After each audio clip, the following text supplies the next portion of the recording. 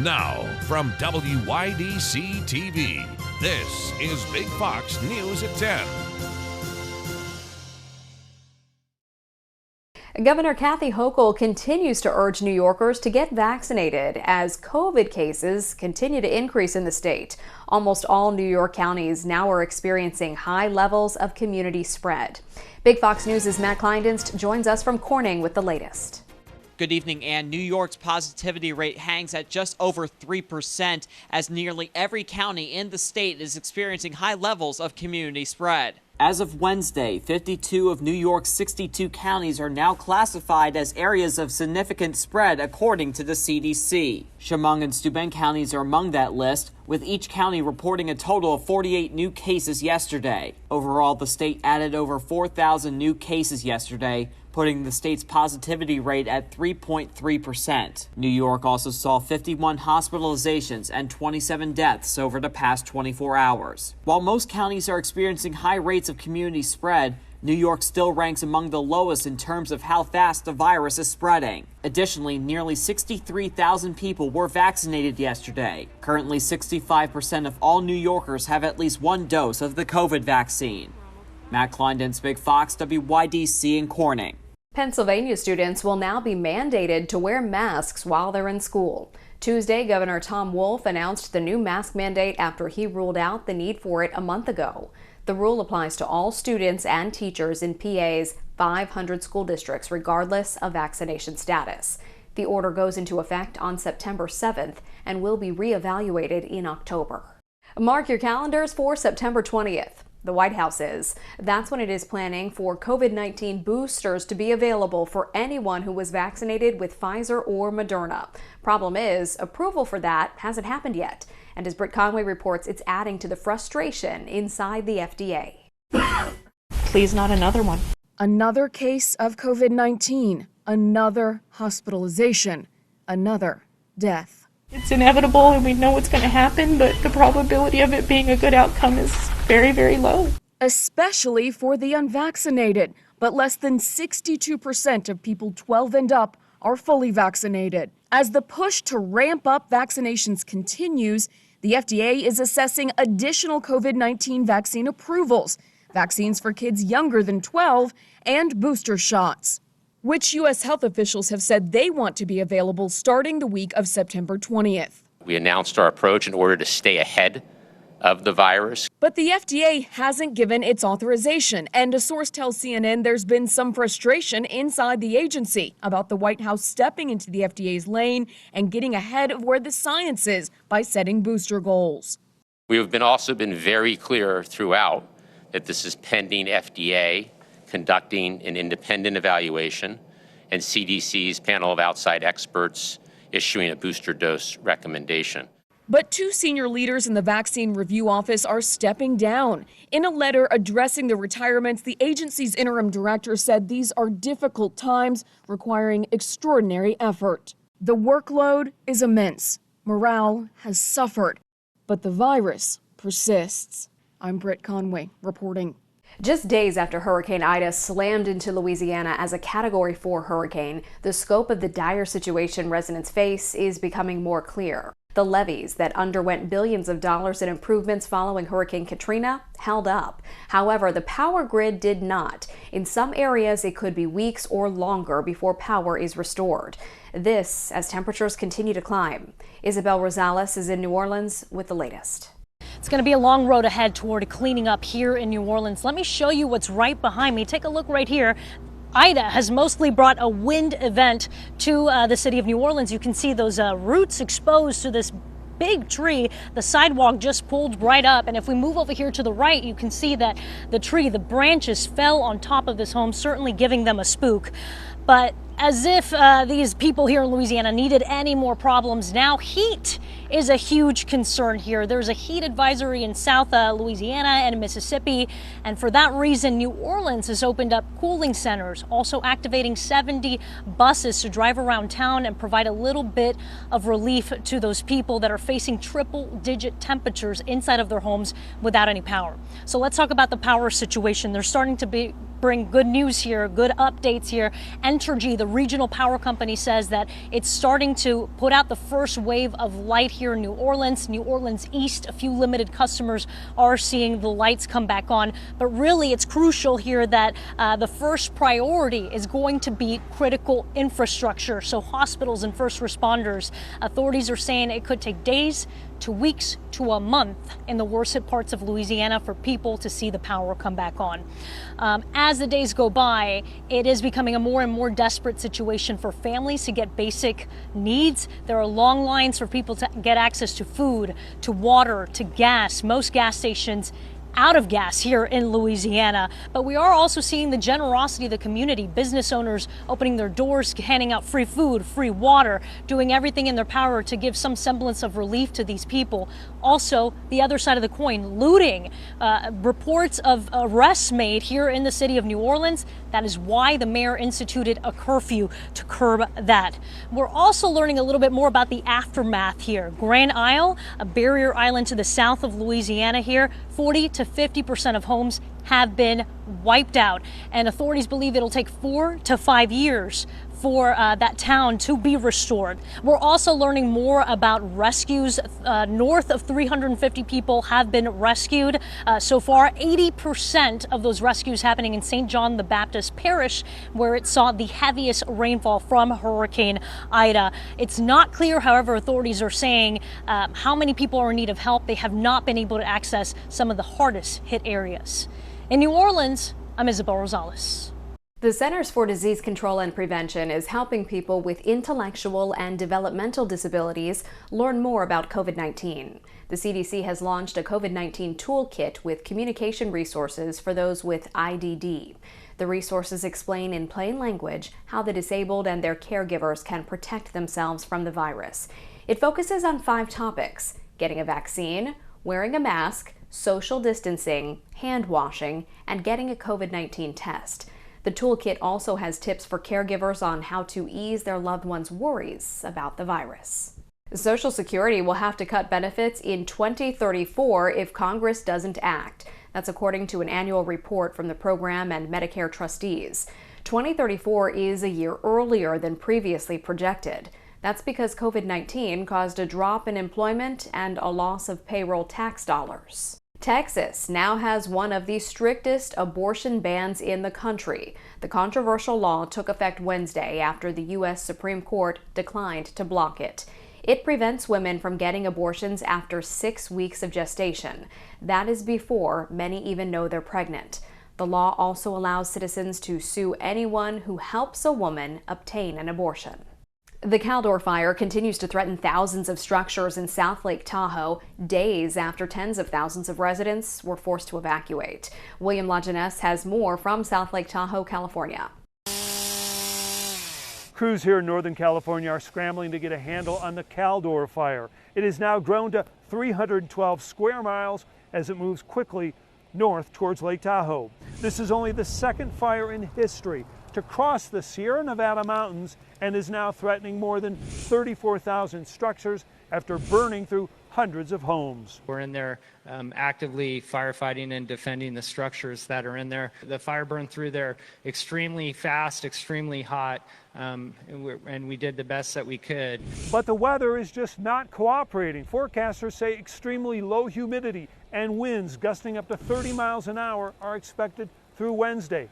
Perfect conditions for the fire to keep spreading. It created what's called an active crown fire run, where the fire actually goes from treetop to treetop. When it does that, those ember casts that it throws out are going over a mile in distance. Mandatory evacuations are now in effect for more than 50,000 residents. This is an area usually packed with tourists this time of year.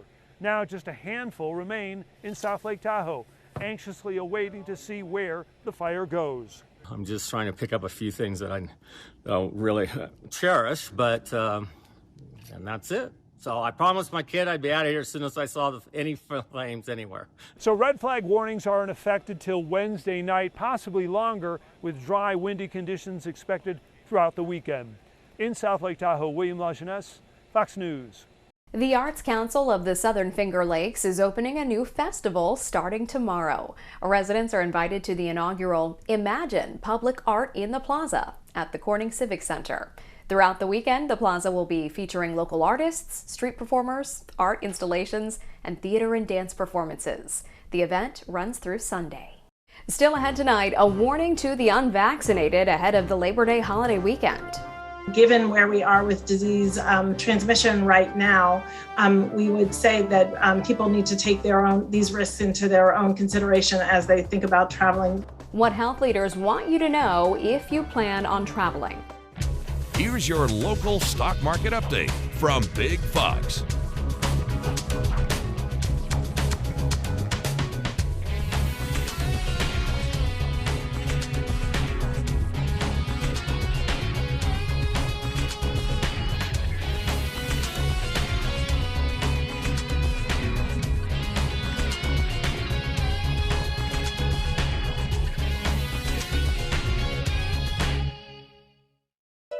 Now, your Twin Tiers forecast from Big Fox.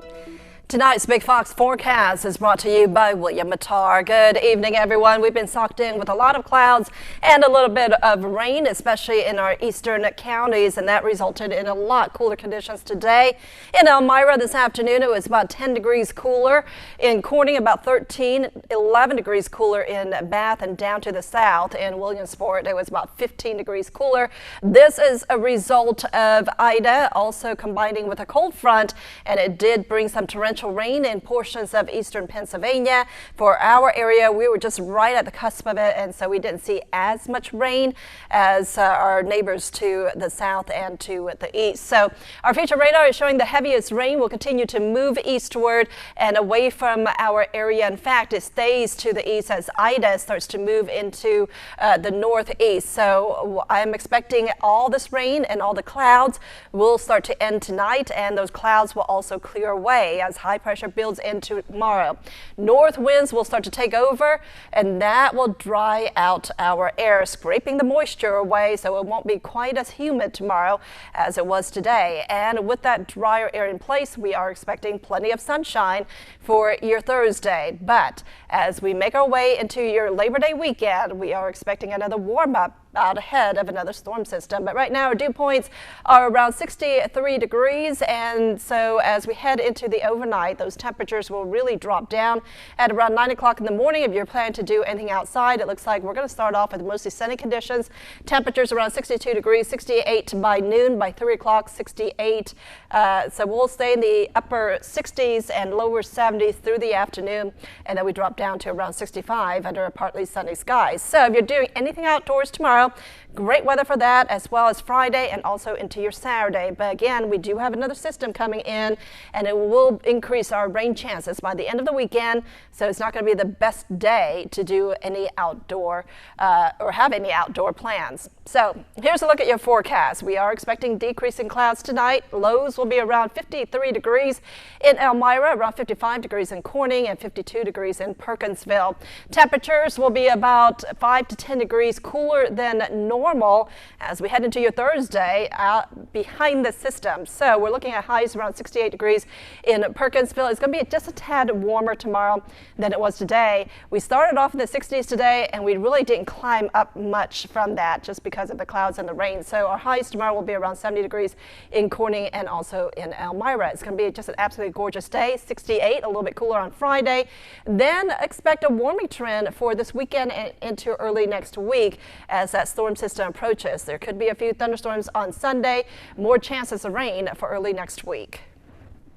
As many Americans are gearing up for the Labor Day holiday weekend, the CDC is sending out a warning to those who are unvaccinated, urging them not to travel. Mandy Gaither has more on the recommendations in today's Health Minute. A warning to the unvaccinated ahead of the Labor Day holiday weekend. The CDC says anyone not protected by a COVID-19 vaccine is at higher risk of being infected. First and foremost, if you are unvaccinated, we would recommend not traveling. For those who are fully vaccinated, if you travel, the CDC says wear a mask.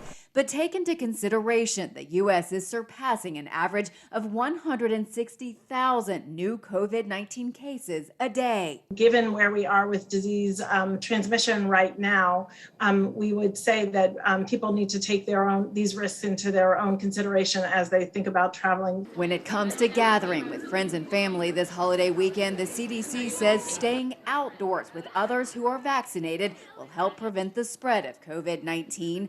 When indoors in public, wear a mask, vaccinated or not. Wearing a mask is the easiest way for anyone, regardless of your vaccination status, to slow the spread of disease. A new case study shows the impact of large groups of unvaccinated people gathering. 2 Illinois church events that didn't require vaccination, testing, or masks were linked to 180 COVID-19 cases, including 5 hospitalizations.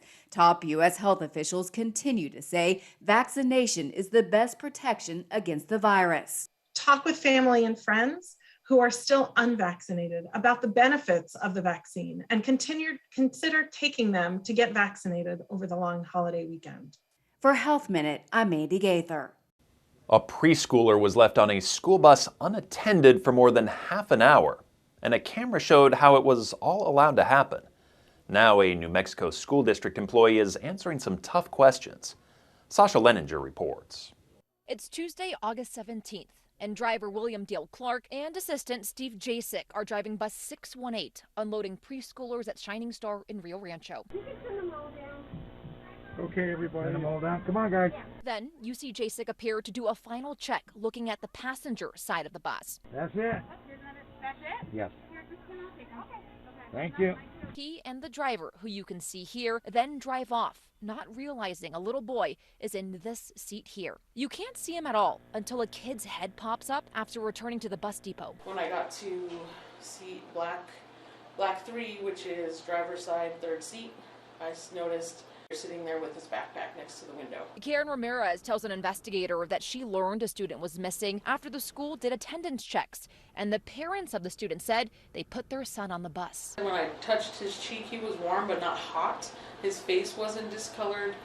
He was breathing normally. He was answering all my questions. She said it didn't appear like he needed medical attention. Ramirez was then questioned about the child check alarm on the buses. On a school bus, the moment that you put out your stop arm or your hazards, that activates the child check alarm. What that does is when you get back at the end of your run, if you have activated that during your drive at any time, which they all should be doing if they're unloading and loading kids. When you get back here and you turn off the ignition, that alarm starts going off in the bus. It starts going beep, beep, beep, beep. She says in order to turn it off, you have to go to the back of the bus and hit the button. Then on your way back, you're supposed to check the seats for students. If you checked all the seats, you would not have been able to miss them. If I checked all the seats, yeah, you wouldn't have been able to miss him. The district says the child check alarm does work and was functional on that bus. But there is an override if students need a longer period of time to board or exit the bus.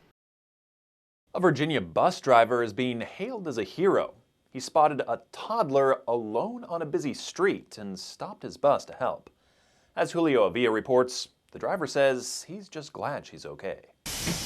That's the first time I've had some child that I've had to pull out of the street. And it's something that Kelvin White never thought he'd encounter, but did on July 17th. Yes, I was on the inbound 20 heading into downtown Norfolk, heading down Bremerton Avenue towards Martin Luther King Monument, and I saw a little girl wandering in the street. It's a situation that's not covered in training. She was walking with a stroller with a stuffed animal in it, and she appeared to be about maybe 2-3 years old. And she was walking on the opposite side of the street towards the traffic that was heading in her direction. Seeing the girl in danger, he stopped his bus and got off to help her. Kelvin says he used his vest to flag traffic away from the scene. By that time I reached her, I was able to get her up out of the street, take her out.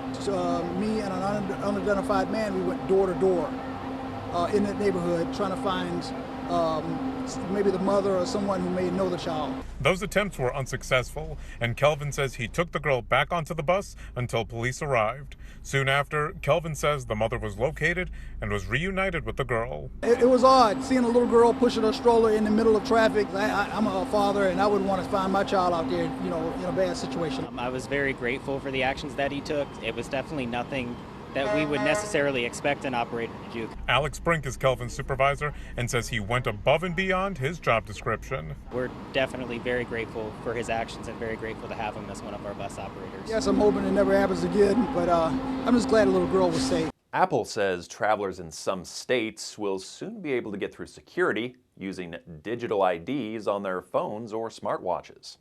The company has partnered with several states that will allow residents to add driver's licenses or other state IDs to their digital wallets. The Transportation Security Administration plans to enable airport security checkpoints in those states to accept those versions.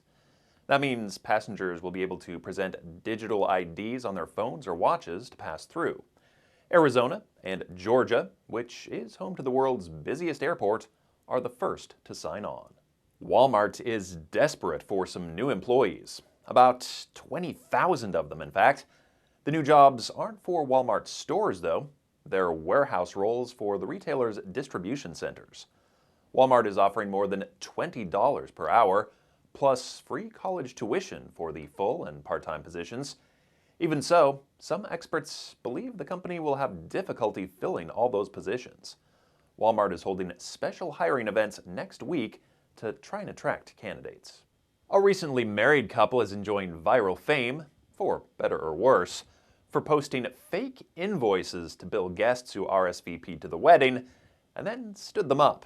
Jeremy Roth has today's Take a Look at This. A newlywed couple has gone viral for using social media to send a sharp message. Douglas and Deidre Simmons were irritated after 8 people who RSVP'd were no-shows for their destination wedding in Jamaica. So they decided to post a fake invoice for the cost of 2 unused seats on Facebook. We didn't feel any kind of way. We were just being petty. The couple said the mock invoice, which has since gone viral, was just for laughs and called it a teachable moment. One of the couples, they were really apologetic. They did offer to pay us. Of course, we declined because it wasn't about the money. We were just trying to send a message.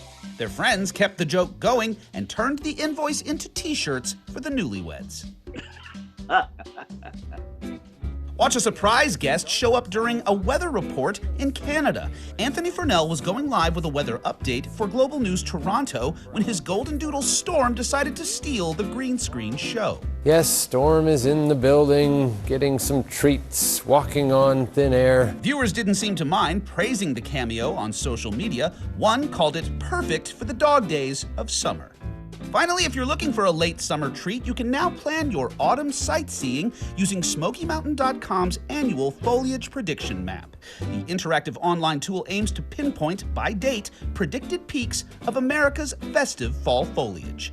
For Take a Look at This, I'm Jeremy Roth. We want to leave you with a smile tonight. I scream, you scream, we all scream for mac and cheese. Yeah, Kraft Macaroni and Cheese Ice Cream is back. And here's the scoop on how to get a scoop. The Kraft Heinz Company is partnering with Van Leeuwen Ice Cream to create the product. That company is selling $12 pints on its website with a limit of 2 per customer. It also has a link to participating stores, but that information wasn't active yet earlier today. The 2 companies launched a limited run of mac and cheese ice cream in July, and it quickly sold out. Thanks for tuning in tonight. Clear out some space in the freezer and have a good night.